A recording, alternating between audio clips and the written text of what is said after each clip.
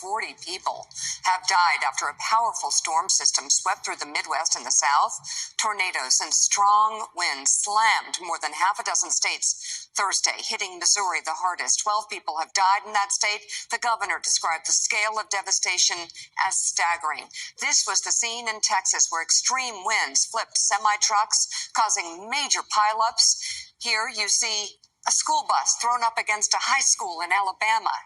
In Kansas, 8 deaths were reported after more than 50 vehicles crashed due to a dust storm, which caused low visibility. Fatalities were also reported in Mississippi, where the deadly storm ripped through communities, leveled homes, and caused widespread destruction.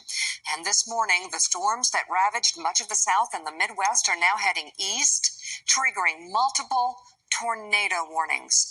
NBC News correspondent Adrian Broadus joins us live north of St. Louis, Missouri. Adrian, Missouri bore the brunt of the storm, leaving 12 dead. What are the conditions like where you are? You know, cleanup efforts have been underway all weekend, but if you look behind me, this is pretty much what you'll see throughout many neighborhoods across the community. Piles of tree limbs and branches that still need to be hauled away. That's one challenge, but there's another big problem.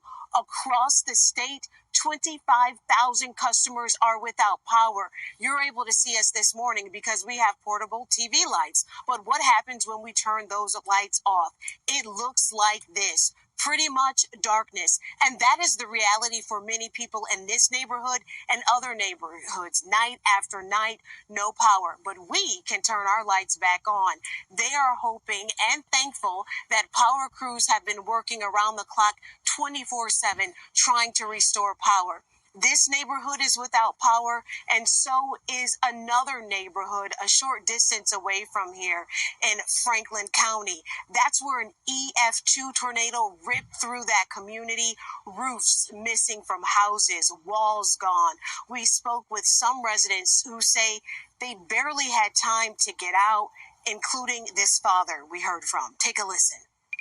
I just jumped off the steps and I made it to the bathroom, and then I walked over to my room door, and the whole room door hinge and everything, with the hinges and the frame, blew off and blew me into the wall. As soon as it blew me into the wall, I crawled into my son's room. I tipped over his crib and curled up with him in the corner until the storm passed.